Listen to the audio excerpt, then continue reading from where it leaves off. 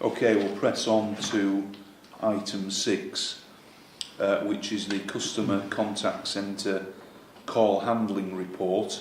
And as you will be aware, this is something very dear to the public's hearts with regards to how the police can be contacted, because clearly most people's experience of the police is around telephone contact, whether that's through 999 but more often the non-emergency 101, and this is something that is often raised with me when I'm visiting various parts of the communities in West Yorkshire, but also through the Police and Crime Panel and other organisations that we work with. I'm aware of some really good progress and improvements, but I'll let you talk about some of that. Yeah, I mean, as you pointed out, Commissioner, it is the entry point into the organisation, both at the most critical end of 999 and life and threat to life at risk, and us as an emergency service, but then also with us as an organisation, as a crime investigative body, and for people to make contact with us. You're aware nationally up and down the country of some challenges that forces, both emergency services and policing specifically, has had.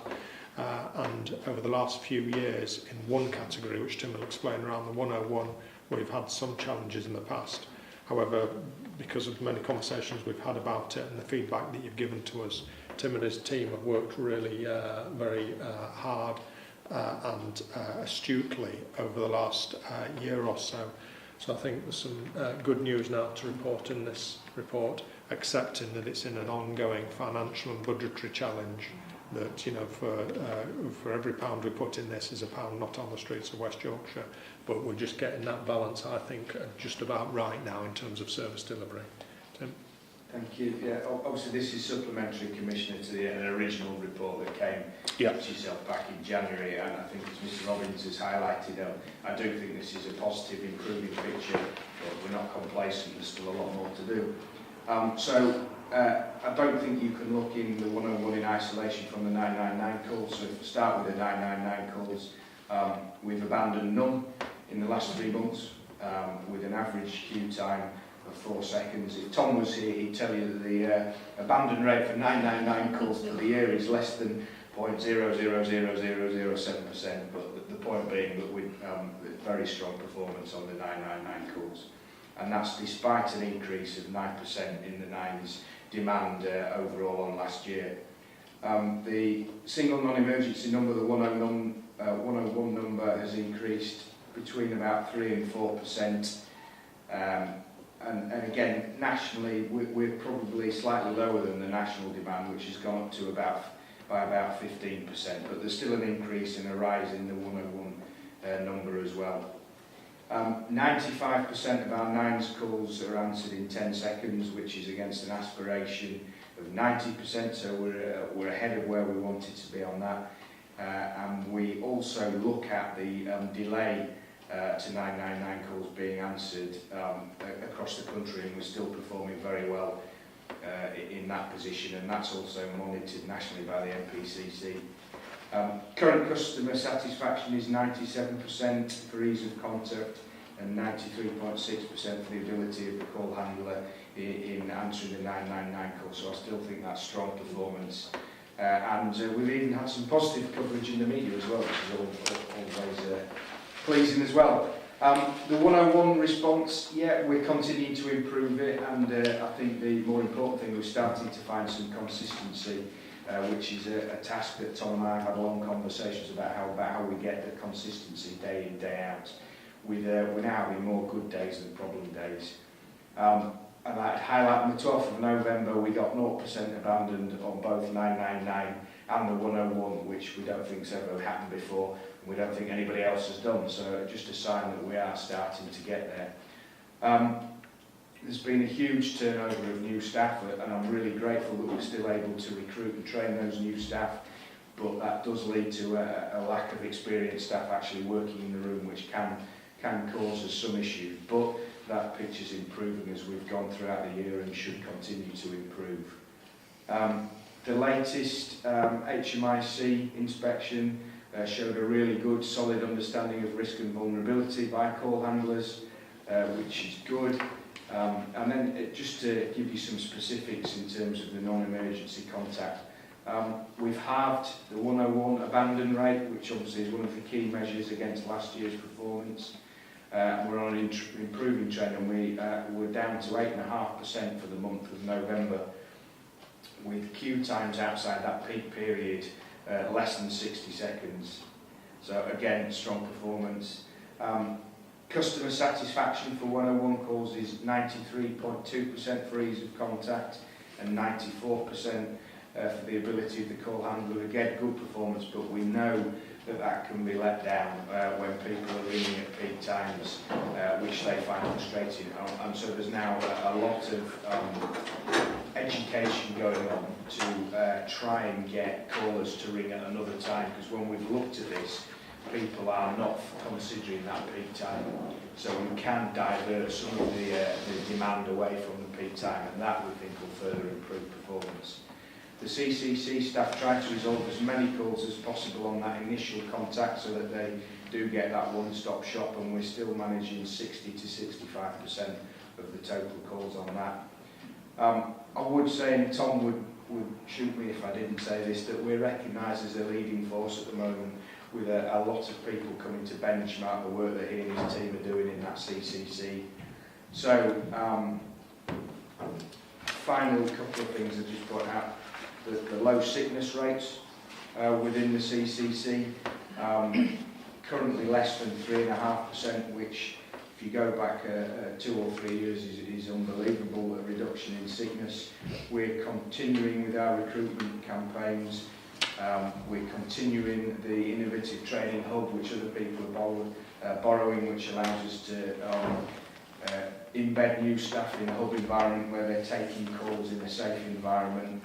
And we also in the CCC continue to provide a lot of people who then move into other roles, and I think that's another important thing, that people start their policing career, whether they be a police officer, a PCSO, or detention officer within that unit. So strong performance, I genuinely believe, and we're moving in the right direction with the CCC. Yeah, no, thank you. It is a very positive report, and probably the strongest one we've had that I can remember around the overall performance of both 999 and the non-emergency 101. And it is really good that other forces and the media, in fact, are recognising that. And I did spend a few hours up there with one of the call operators a few months ago, and even in the space of that time I was there, it was just bewildering, actually, the range of calls or types of calls that came in, just listening in from domestic abuse incidents to a major incident on the M62, to someone wanting to or threatening to commit suicide, to safeguarding issues with children potentially being left alone. So yeah, hats off to Tom and all the team at the call centre with regards to the improvements that have been made. And interestingly, I do note in the report that we continue to also support the Metropolitan Police in South Yorkshire at peak times. Could you just sort of say a little bit more about that? That's not at peak times of demand for us. Right. We only do that when our own demand allows us to do that, and that tends to be in the middle of the night. I know this has caused concern, are the people of West Yorkshire suffering with us helping, and I can assure you that that's definitely not the case. We're helping in the middle of the night. Unfortunately for the Metropolitan Police Service, they're struggling with answering 999 calls in the middle of the night. So we are able to assist them without affecting our service at all to people of West Yorkshire. So we'd only do it on those basis. Right, okay, well, thanks for that clarification. Could you just Could you just sort of explain why you think there is a difference between the demand nationally in terms of the increases and the figures that we're experiencing? I think we've seen an increase slightly earlier than other forces, so it was at a higher trajectory last year where we were seeing increases in both 999 and 101s. So the 999 is still there, but the 101 is increasing not as much as other forces. I think whether it's a metropolitan issue or whether it's a national issue, I think we saw it before then in that sense. Right, okay. So it's a timing sort of. Yeah. Okay, I mean, you've said about that it is fantastic that some days now we've got a 0% abandonment, which is great, and not something I've been aware of for quite a while. So that again, really good. However, as we know, often the perception of our communities is different, perhaps, to what is reflected in this report. And again, you've talked about at paragraph 8 the consistency and the improvements that have been made, particularly to the 101 service. Could you sort of explain a bit more about those improvements and perhaps what else we can do to improve yet again? Well, internally within the CCC, we've looked at our staffing profile against the demand that comes in, and so we have been able to recruit some more people to specifically work at key times, which is that afternoon period. It tends to start about 2 and it goes through till about 9 in the evening, and that's the key time. So we've done what we can to put more people in there. What I suppose we'd ask the public to do to help us help them is to look at why they're calling, when they're calling. Often, and I do know that, and I also get the complaints of long queue times, it tends to be in that peak time period. So what we'd ask people to do is to use the online facilities. We do have one of the larger numbers of usage of the web chat and others, but there's more that still could be done there, and a call taker can handle 3 or 4 calls at once, as opposed to just one on the phone. We'd ask people to use the extensive information that's on the website, and that's improving and getting better all the time. Avoid those peak times. If I'm going to really narrow it down, it's between 4 and 7 for non-emergency calls. Can you just wait till after 7? One of the common causes of the queuing is people queuing for a short time, and then sticking the phone back down and then trying to recall again. It doesn't actually help, it actually makes things worse. So if people don't do that, then they will get through. And then finally, we're looking to a better use of social media. The contact centre are regular Twitter users, but they do put proactive messages out about road closures, travel, weather, and we also highlight and signpost people to the Highways Agency and BBC.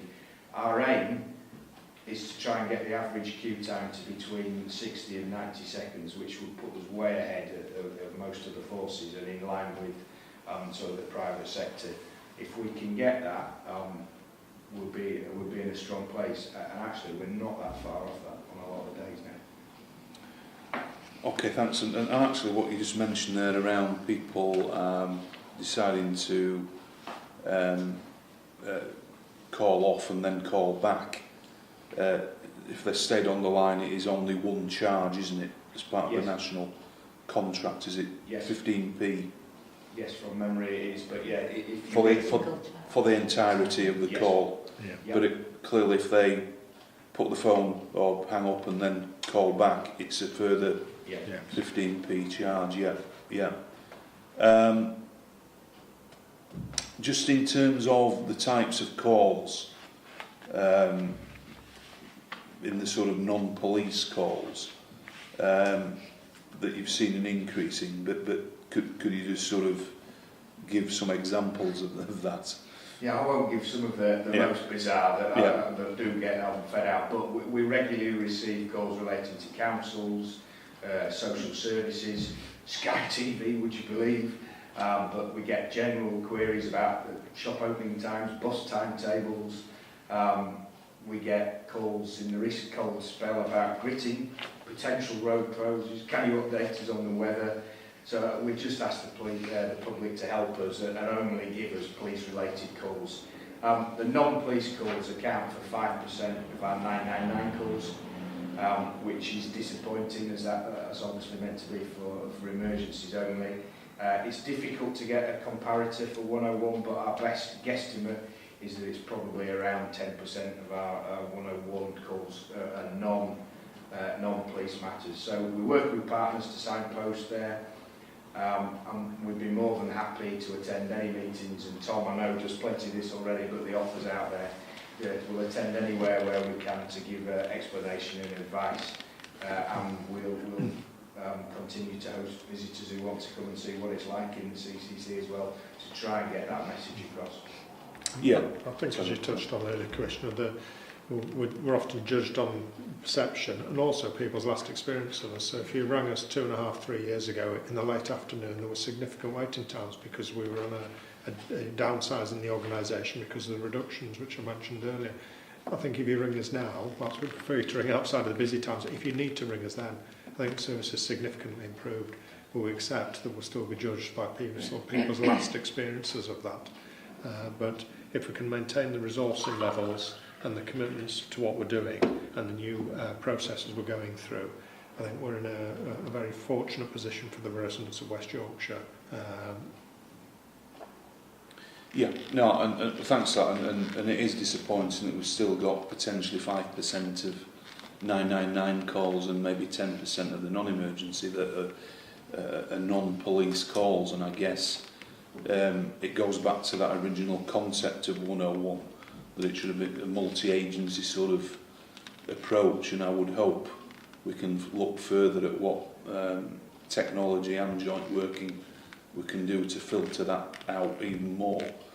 I know that's a bigger issue, but certainly one that I hope we can explore and take forward. And certainly, when I was listening to a national programme recently, we had this ridiculous case of, it wasn't in West Yorkshire, but supporters of West Ham, I think it was, ringing in complaining about the performance of their manager, and whilst yes, funny in one regard, clearly it's a complete and utter waste of police time, which is just ridiculous. James, anything you wanted to follow up on? Just a quick one, because this is a really strong performance, isn't it? And you must be really, really pleased and proud with what's been achieved. The sickness absence rate for a call centre is just brilliant. So, but that peak time is an enduring one in terms of complaints into the Commissioner, and it would be really helpful for us to know what the abandonment rate and the average wait time looks like during that peak time, both now and previously, because clearly a lot of effort is going into improving that, and it would be helpful context for us to have that level of detail if that's possible. Well, that's a very good point. We'll get that to you as the most recent example over the last 2 months. This is the average times, Thank you. Yeah, and just to finish up, as you say, the sickness levels, really low, and again is a testament to how the sort of culture, if you like, has been developed within there in what is, at times a very high pressure working environment. So we shouldn't underestimate that achievement as well.